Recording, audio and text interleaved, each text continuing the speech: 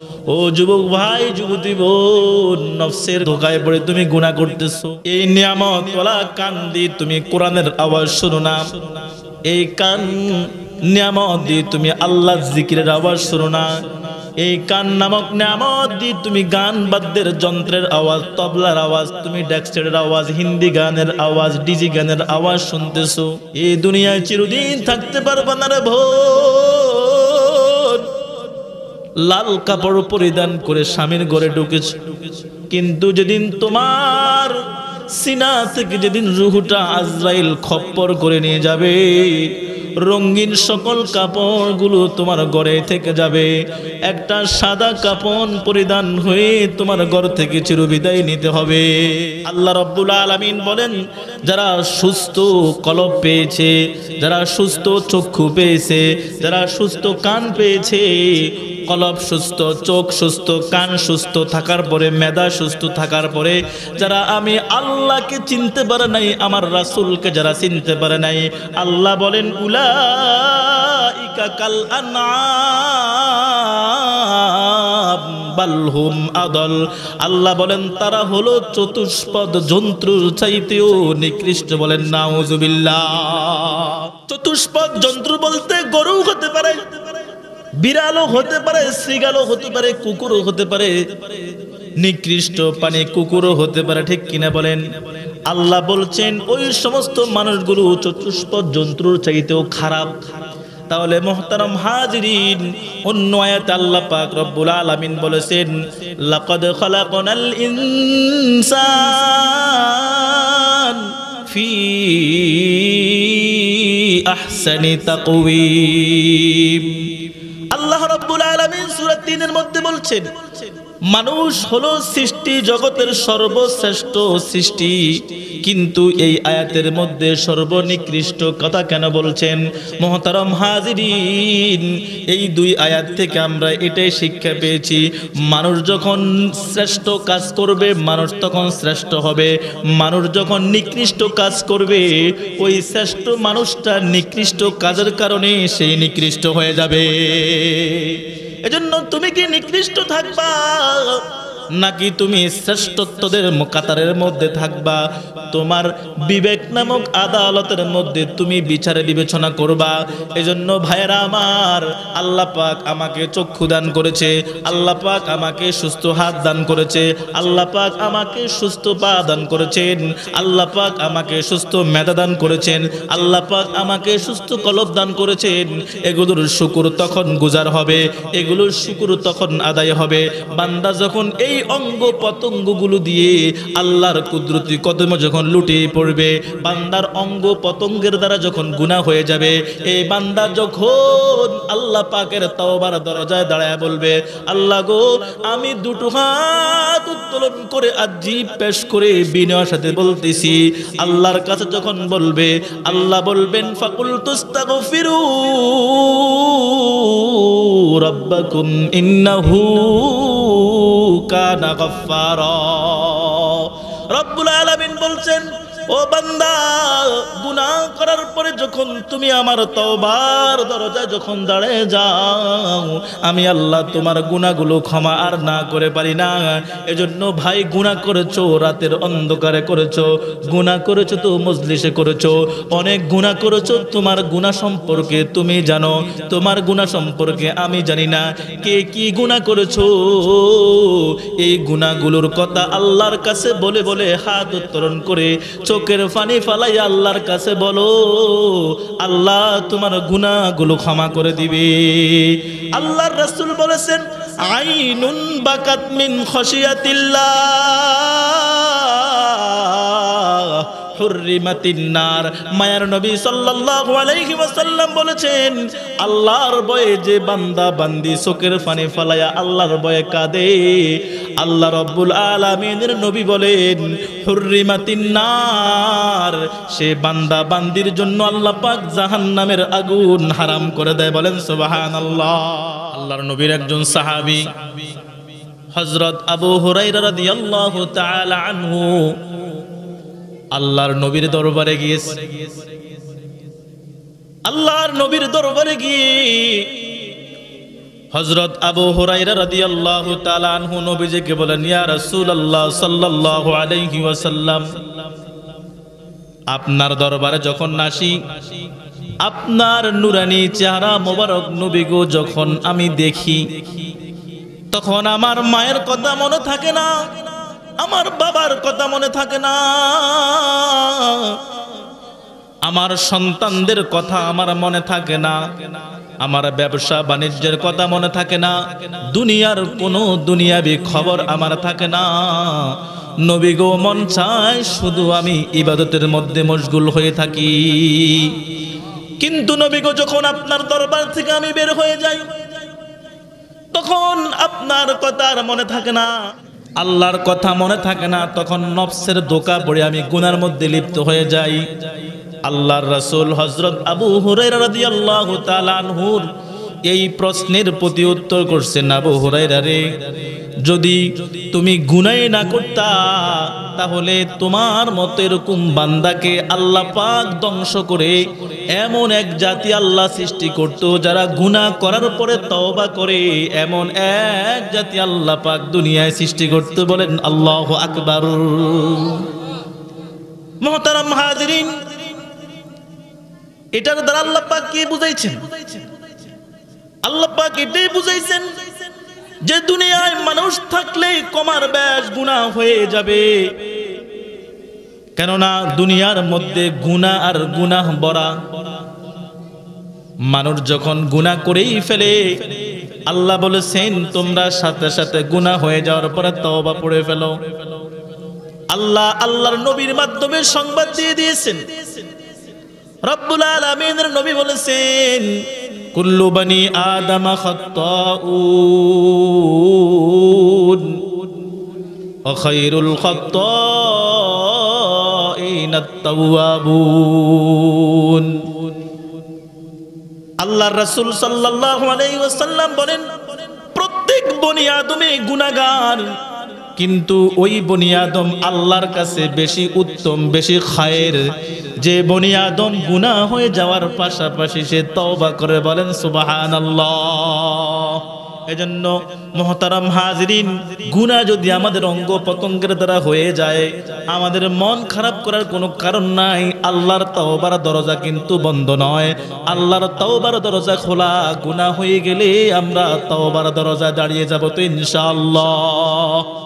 আল্লাহ বলেছেন, ইয়া ইবাদিয়াল্লাযীনা আসরাফু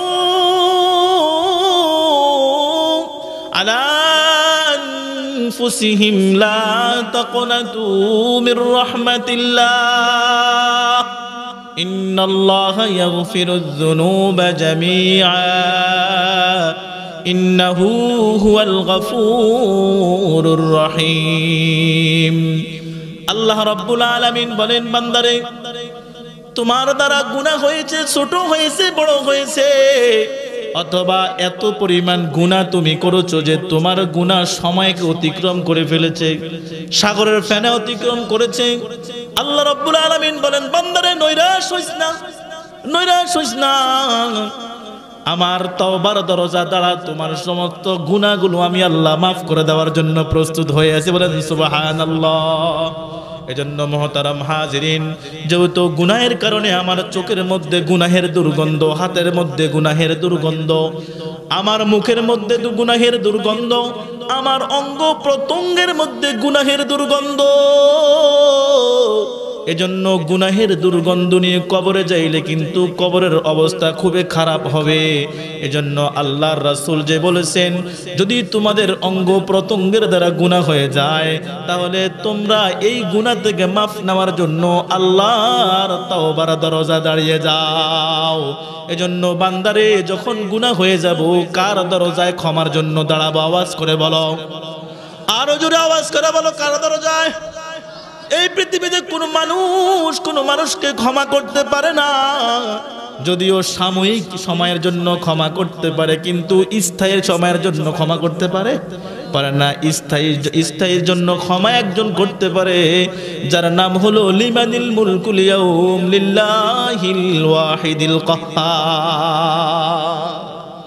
বিচার দিনে যেদিন তার কাছে সকল শক্তি থাকবে, যে কহার রূপ ধারণ করে কিয়ামতের ময়দানে দাঁড়াবে, ওই কহার মালিকে তোমাকে আমাকে ক্ষমা করতে পারবে।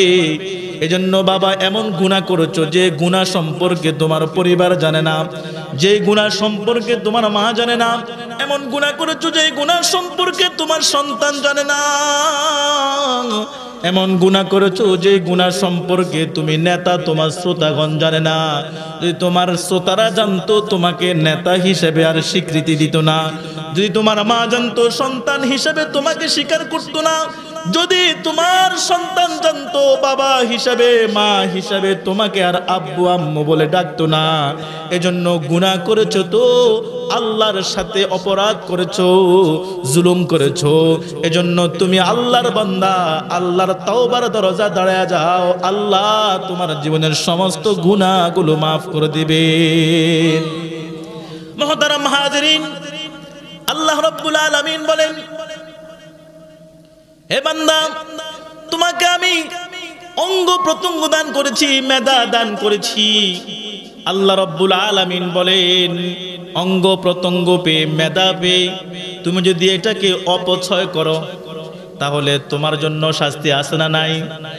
আল্লাহ রাব্বুল আলামিন বলেন, ওয়ালাকাদ যারানা লিজাহান্নামা কাসীরাম মিনাল জিন্নি ওয়াল ইনস লাহুম কুলুবুন লা ইয়াফকাহুনা বিহা ওয়ালাহুম আ'য়ুনুন লা ইউবসিরুনা বিহা ওয়ালাহুম আযানুন লা ইয়াসমাউনা বিহা উলাইকা কাল আনআমি বাল হুম আদাল উলাইকা হুমুল গাফিলুন।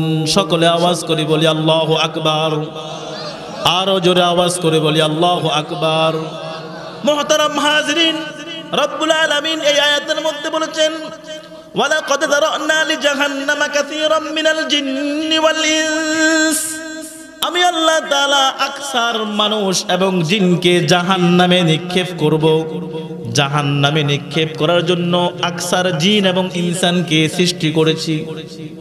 এখন বুঝার বিষয় হলো, কোন জিনকে কোন ইনসানকে আল্লাহ পাক জাহান্নামে নিক্ষেপ করার জন্য বানিয়েছেন।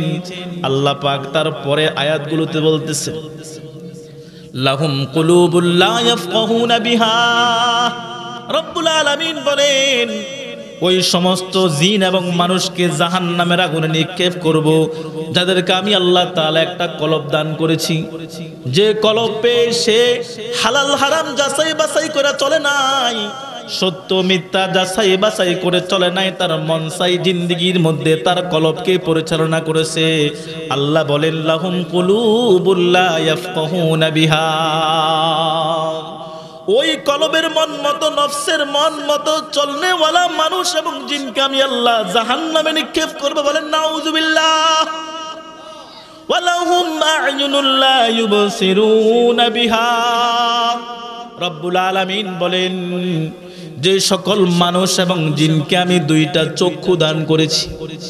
চক্ষু অনেক বড় একটা নিয়ামত।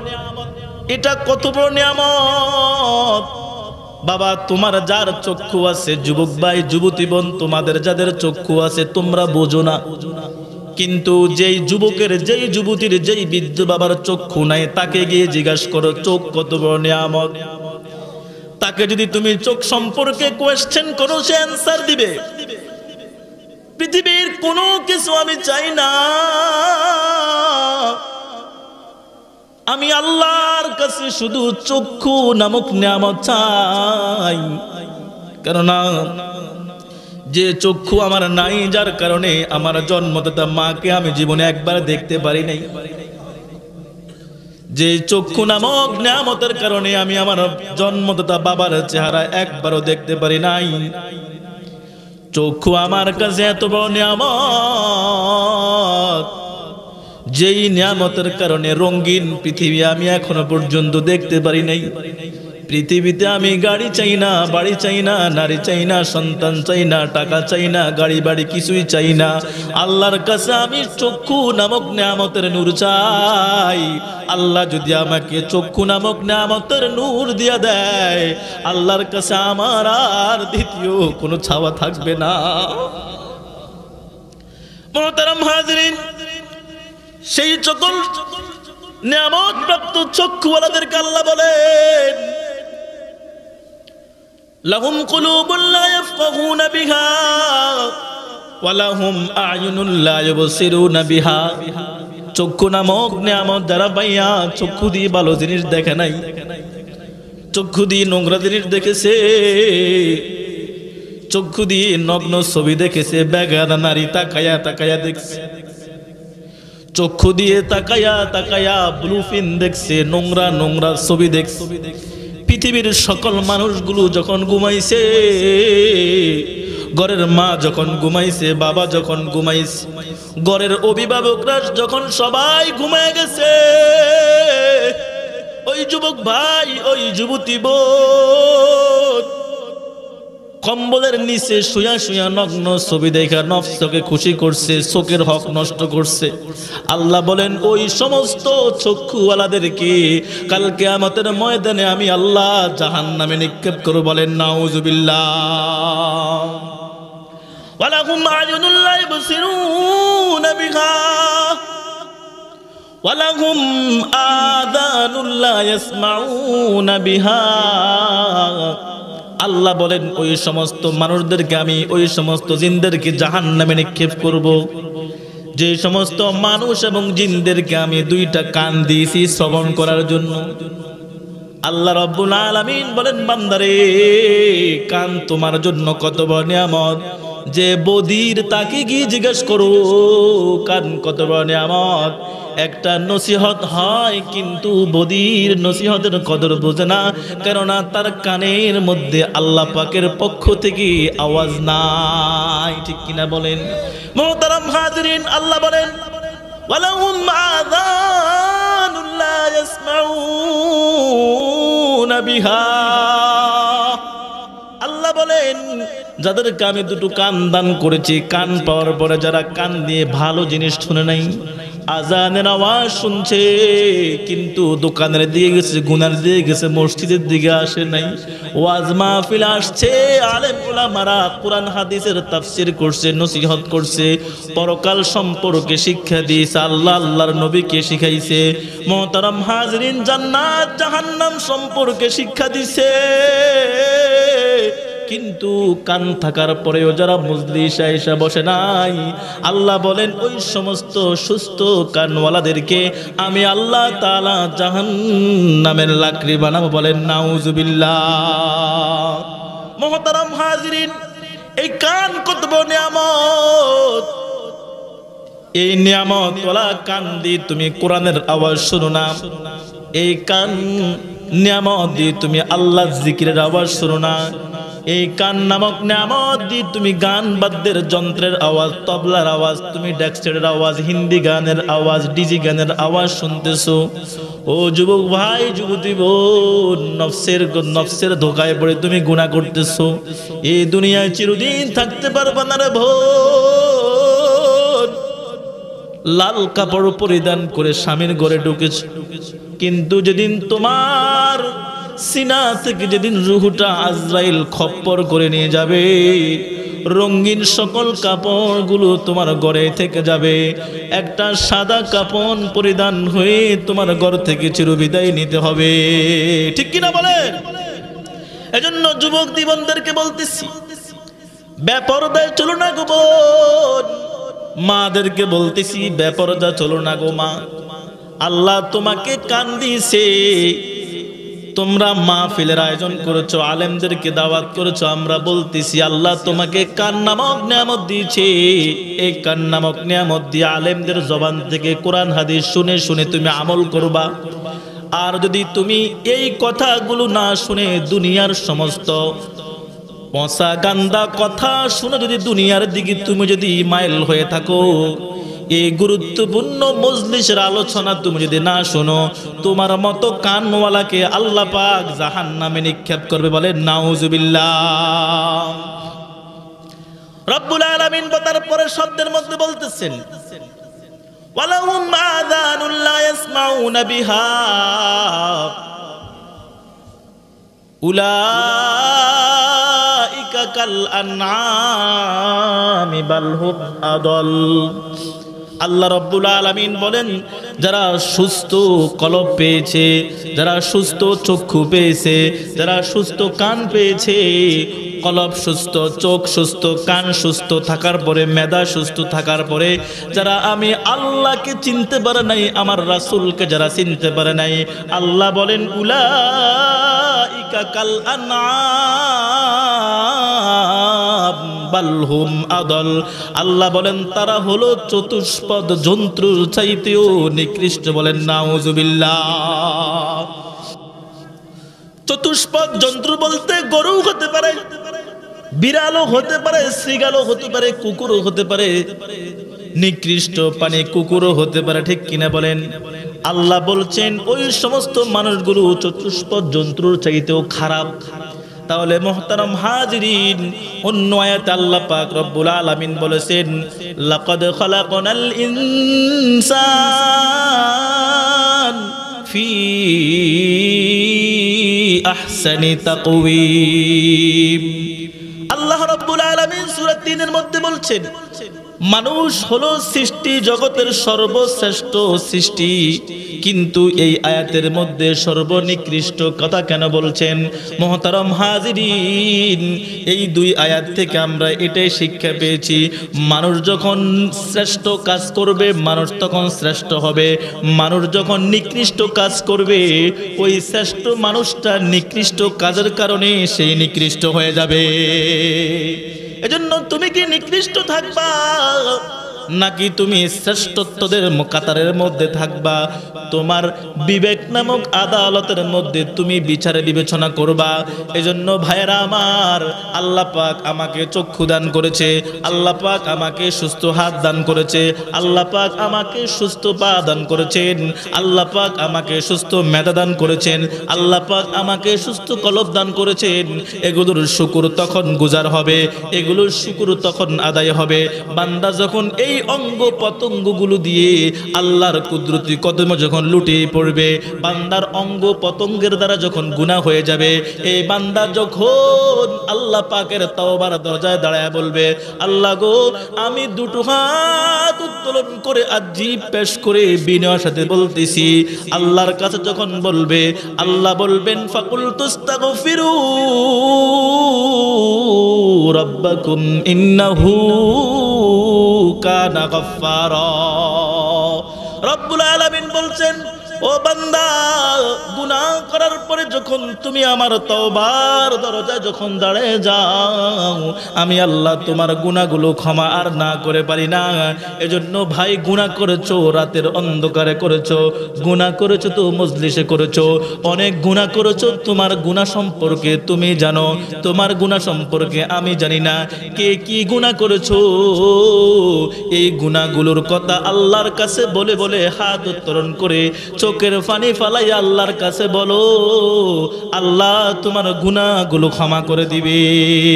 আল্লাহর রাসূল বলেছেন, আইনুন বাকাত মিন খাশিয়াতিল্লাহ হুররিমাতিন নার। মায়ার নবী সাল্লাল্লাহু আলাইহি ওয়াসাল্লাম বলেছেন, আল্লাহর ভয়ে যে বান্দা বান্দি চোখের পানি ফালায়া আল্লাহর ভয়ে কাঁদে, আল্লাহ রাব্বুল আলামিনের নবী বলেন হুররিমাতিন নার, সে বান্দা বান্দির জন্য আল্লাহ পাক জাহান্নামের আগুন হারাম করে দেয়। বলেন সুবহানাল্লাহ। হুররিমাতিন নার, জাহান্নামের আগুন হারাম। এজন্য বাবা, দুনিয়ার ফায়ার সার্ভিসের আগুন দিয়ে দুনিয়ার আগুন নিভানো যায়, দুনিয়ার গ্যাস দিয়ে, দুনিয়ার বালি দিয়ে, বিভিন্ন ধরনের মেডিসিন দিয়ে ঘরে আগুন লাগলে, বাসা বাড়িতে আগুন লাগলে, মার্কেটে আগুন লাগলে, গার্মেন্টসে আগুন লাগলে বন্ধ করা যায়, নিভানো যায়। কিন্তু কাল কিয়ামতের কঠিন ময়দানে যখন গুনাহের কারণে আমার নাকে আগুন লাগবে, আমার মাথায় আগুন লাগবে, আমার পায়ে আগুন লাগবে, আমার হাতে আগুন লাগবে, অঙ্গ প্রত্যঙ্গগুলো যখন গুনাহের আযাবের কারণে, গুনাহের আগুনের কারণে জাহান্নামের অগ্নি শিখা যখন আমাকে ধাউ ধাউ করে জ্বালাবে, আমাকে স্ফুলিঙ্গ বানায় ফেলবে, আগুনের গোল্লা বানিয়ে বানিয়ে যখন আমাকে উল্টে উল্টে জ্বালাবে, সেদিন কিন্তু ফায়ার সার্ভিসের আগুন তোমার দেহের আগুন নিভাইতে পারবে না। সেদিন কিন্তু গ্যাস তোমার দেহের আগুন নিভাইতে পারবে না। সেদিন তোমার যদি দেহ থেকে আগুনকে নিভাইতে চাও, আল্লাহর রাসূল বলেছেন আইনুন বাকাত মিন খাশিয়াতিল্লাহ, আল্লাহর ভয়ে তুমি কান্না করো, হুররিমাতিন নার, জাহান্নামের আগুন তোমার জন্য হারাম হয়ে যাবে। ইনশাআল্লাহ কাঁদবেন তো আল্লাহর ভয়ে? বলেন, আওয়াজ করে বলেন, কারা কারা কারা কারা? আল্লাহ পাক সবাই চোখের পানি গুনাহ মাফের জন্য কবুল করুক, আমিন। মুহতারাম হাজিরিন, গুনাহ হয়ে যাওয়ার পরেও আমরা বাহাদুরি করে কি করি না? আওয়াজ করে বলেন। গুনাহ করছে, অপরাধ করছে, তারপরও ঘাড় তেরামি দেখাইতেছে। তার ক্ষমতা আছে, এজন্য সে বাহাদুরি দেখাইছে। ও বাবা, যারা জান্নাতের সনদপ্রাপ্ত সাহাবী, তাদের দেহে যখন গুনাহ লাগছে তারা পাগল হয়ে গেছে, ঠিক কিনা বলেন? তারা পাগল হয়ে গেছে। আল্লাহর রাসূল যখন মক্কা ছেড়ে মদিনা যখন হিজরত করেছেন, বাবা কোরআনের তাফসীর থেকে বলতেছি, একটা কথা বানায় বলতেছি না, কোনো কিস্সা কাহিনী না, পুরা কোরআনে হলো কিস্সা, ঠিক কিনা বলেন?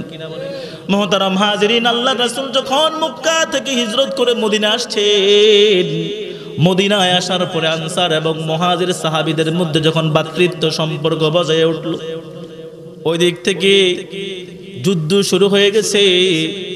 আল্লাহর রাসূল সাল্লাল্লাহু আলাইহি ওয়াসাল্লাম একজন মুহাজির সাহাবী কে সাথে নিয়ে সেই যুদ্ধের ময়দানে হাজির হয়েছে।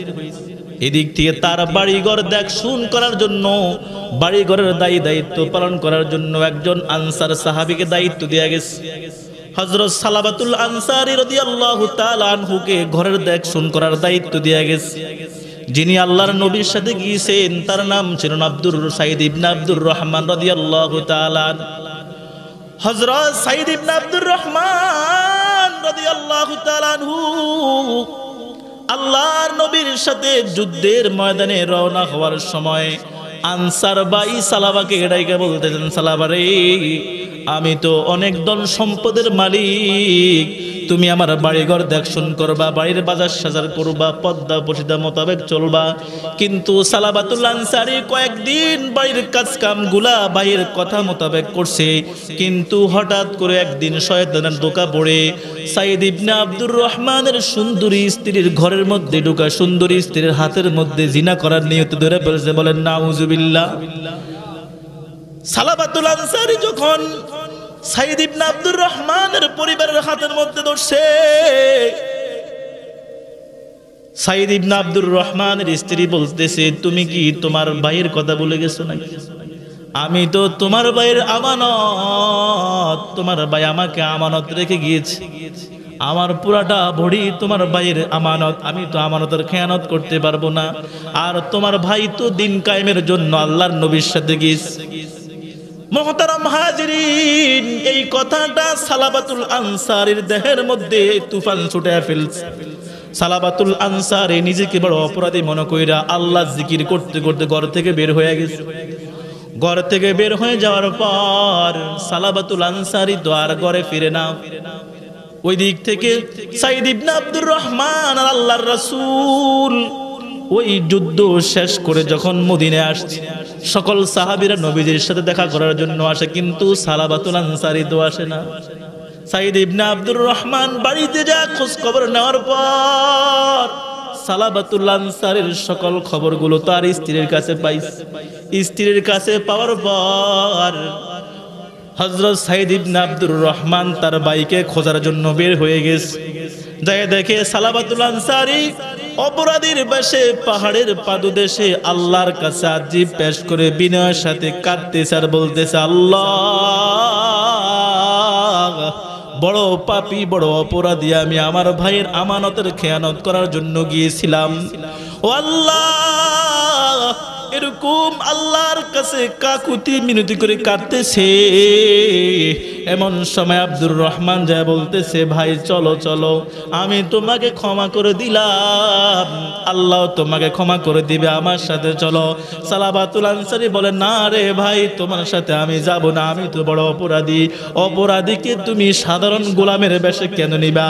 তুমি আমাকে অপরাধীর বেশে মদিনায় পৌঁছাও, আমার দুটো হাত কাঁধের সাথে বেঁধে তুমি আমাকে মদিনায় পৌঁছাও। তার ভাইয়ের কথা মোতাবেক তার দুনো হাতকে গায়ের সাথে বেঁধে তাকে মদিনায় পৌঁছাইছে। পৌঁছানোর পরে হযরত ওমরের দরবারে গেছে। ওমরের দরবারে যাওয়ার পর ওমর যখন এই কাহিনী শুনছে ঘর থেকে বের করে দিয়েছে। হযরত আলীর দরবারে গেছে, হযরত আলীও তাকে বের করে দিয়েছে। হযরত ওসমানের দরবারে গেছে, হযরত ওসমান তাকে তার ঘর থেকে বের করে দিয়েছে। আল্লাহর হাবিবের দরবারে গেছে, আল্লাহর হাবিবও তার ঘর থেকে তাকে বের করে দিয়েছে। এমন সময় সালাবাতুল আনসারের কন্যা ছিল তার সাথে, হযরত খামসানা রাদিয়াল্লাহু তাআলা আনহা। হযরত খামসানা বলেন, এত বড় অপরাধীকে আমি কখনো বাবা বলে স্বীকার করব না। যে অপরাধ করার কারণে ওমরের দরবার থেকে বের করে দিছে, আলীর দরবার থেকে বের করে দিছে, ওসমানের দরবার থেকে বের করে দিছে, স্বয়ং মুহাম্মদুর রাসূলুল্লাহ সাল্লাল্লাহু আলাইহি ওয়াসাল্লামের দরবার থেকে বের করে দিছে। যতদিন পর্যন্ত তুমি না ক্ষমা নিতে পারবা, ততদিন পর্যন্ত তোমার সন্তান হিসেবে তোমার কাছে আমি পেশ হব না। মুহতারাম হাজিরিন, এই কথা বলার পরে সালাবাতুল আনসারীর দিলটা আরো ভেঙে গেল, চলে গেল সোজা আল্লাহর জিকির করতে করতে পাগল পারওয়ানা হয়ে জংলায় চলে গেছে। মুহতারাম হাজিরিন, প্রতিদিন রাত্রের বেলা এসে একটা নির্দিষ্ট গাছের নিচে বৈশা বৈশা আল্লাহর কাছে আরজি পেশ করে বিনয়ের সাথে বলে, আল্লাহ অপরাধ করেছি ক্ষমা করো। আর দিনের বেলা কোথায় যেন সে গায়েব হয়ে যায়। এমন সময় তার কান্না কাটি আল্লাহর কাছে এত কবুল হয়েছে বাবা। এমন সময় হযরত জিবরাইল আল্লাহ পাক আল্লাহর নবীর উপর নাজিল করছেন। জিবরাইল আয়েশা নবীজিকে বলেন, ওগো নবীজি, মানুষ বানাইছে আমি আল্লাহ, আপনি তো মানুষ বানান নাই। আমার বান্দা অপরাধ করেছে, আপনার কাছে ক্ষমার আশ্বাসের জন্য এসেছে, আপনি কেন আশা দিলেন না? আপনি তাড়াতাড়ি সালাবাতুল আনসারীর কানে পৌঁছায়া দেন, এই খবরটা পৌঁছান। সালাবাতুল আনসারীর জীবনের সমস্ত গুনাহগুলো আমি আল্লাহ মাফ করে দিছি। আল্লাহর রাসূল হযরত সালমান ফারসিকে ডাইকা বলতেছেন, সালমান রে, সালাবাতুল আনসারী কোথায় আছে?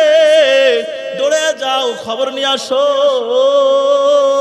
সালাবাতুল আনসারীর খোঁজ খবর নিয়ে আসার পরে ওই সালাবাতুল আনসারী যখন হযরত সালমান ফারসির সাথে মদিনা আসছে, এমন দূরে সালাবাতুল আনসারী পৌঁছে আসতে আসতে ফজরের নামাজের সময় হয়ে গেছে। মুহতারাম হাজিরিন, সালাবাতুল আনসারী যখন মদিনা মসজিদ নববীর সামনে আসছে, এমন সময় নবীজি সূরাতুল কারিয়া তেলাওয়াত করতেছেন। আল কারিয়াতু মাল কারিয়া ওয়া মা আদরাকা মাল কারিয়া। এই আয়াতের যখন শব্দটার আওয়াজ যখন সালাবাতুল আনসারীর কানের মধ্যে পৌঁছছে, মুহতারাম হাজিরিন, সালাবাতুল আনসারী তো বেহুশ হয়ে জমিনের মধ্যে পড়ে গেছে। জমিনের মধ্যে পড়ে যাওয়ার পর আল্লাহ রাসূল হযরত সালমান ফারসিকে বলতেছে, সালাবাতুল আনসারীর চোখের মধ্যে একটু পানির ছিটা মারো না। আল্লাহর রাসূলকে বলতেছেন, সাহাবী, ওগো নবীজি, মনে হয় সে দুনিয়া থেকে চির বিদায় নিয়ে চলে গেছে। আল্লাহর রাসূলের যখন এই কথা শুনছেন, হযরত খামসানা তার সন্তান চিৎকার করে কাঁদতেছে, আমি কি বাবা হারা হয়ে গেলাম? এতদিন আমার বাবা ছিল, আমার বড় সাহস ছিল, এখন আমার বাবা নাই, আমি আর কাকে বাবা বলে ডাকবো? এই কথা বলার পর আল্লাহর রাসূল খামসানার হাতের মাথার মধ্যে হাত রেখে বলতেছে, ফাতেমা যদি তোমার বোন হয় তাহলে তোমার কোনো আর চিন্তা আছে না? না না, আমার কোনো আর চিন্তা নাই। মুহতারাম হাজিরিন, সালাবাতুল আনসারীকে আল্লাহর রাসূল সালমান ফারসিকে দিয়ে গোসল দিয়েছেন। আল্লাহর নবী নিজে জানাজা পড়ছেন। জানাজা যখন পড়ানোর সময় হয়েছে, জানাজার যখন সময় হয়েছে, সমস্ত সাহাবীরা যখন জানাজা পড়ার জন্য হাজির হয়েছে, মুহতারাম হাজিরিন, আল্লাহর রাসূল নবীজির হুজরা থেকে সাধারণ পাও দিয়ে না হেঁটে বৃদ্ধ আঙ্গুলের উপর ভর করে করে জানাজার ময়দানের দিকে যাইতেছেন। হযরত ওমর নবীজিকে ডাইকা বলতেছেন, গো মায়ার নবী, আপনি স্বাভাবিকভাবে কেন হাঁটেন না? বৃদ্ধ আঙ্গুলের উপরে কেন ভর করে আপনি এভাবে হাঁটতেছেন? আল্লাহর রাসূল বলেন, ওমর রে, সালাবাতুল আনসারী এমন আমল করছে যে আমলটা আল্লাহর কাছে এত কবুল হয়েছে, যার কারণে আল্লাহ পাক সালাবাতুল আনসারের জানাজার মধ্যে লক্ষ লক্ষ কোটি কোটি ফেরেশতা নাজিল করছে। আমি মুহাম্মাদুর রাসূলুল্লাহ ফাও ফালানের মতো জায়গা পর্যন্ত খালি নাই। বলেন আল্লাহু আকবার। আল্লাহর নবীর সাহাবী হযরত ওমর বলেন, ওগো নবীজি, সালাবাতুল আনসারী এমন কি আমল করেছে? আল্লাহর রাসূল বলেন, অন্যায় করেছে, তওবা করেছে, জুলুম করেছে। গুনাহ করার পরে যখন সে তওবার দরজা দাঁড়াইছে, আল্লাহর কাছে তার এই আমলটা এত পছন্দ হয়েছে, আল্লাহ তার জীবনের সমস্ত গুনাহগুলো ক্ষমা করে দিয়েছে। বলেন সুবহানাল্লাহ। এজন্য হুজুর এসে গেছে, আমার আলোচনা শেষ, কথা একটাই, গুনাহ আছে দেহে, তওবা করব, আল্লাহ তাআলা যেন আমাকেও ক্ষমা করেন, আপনাদেরকেও ক্ষমা করেন। আল্লাহ পাক যখন এই মাহফিলকে কবুল করেন, সমস্ত আলেমদেরকে কবুল করেন। আল্লাহ পাক যেহেতু এই প্রতিষ্ঠানকে কিয়ামত পর্যন্ত এই জমিনের উপর কবুল করেন। আপনাদের কাছে একটা দোয়া চাই, এই প্রতিষ্ঠানের প্রতিষ্ঠাতা মরহুম আব্দুল হাদী চেয়ারম্যান সাহেবের জীবনের সমস্ত গুনাহগুলো আল্লাহ পাক মাফ করে দেখ। সকলে বলে আমিন। আল্লাহ পাক উনাকে জান্নাতের উঁচু মাকাম দান করুক, আমিন। ওয়া আখির দাওয়ানা আলহামদুলিল্লাহি রাব্বিল আলামিন।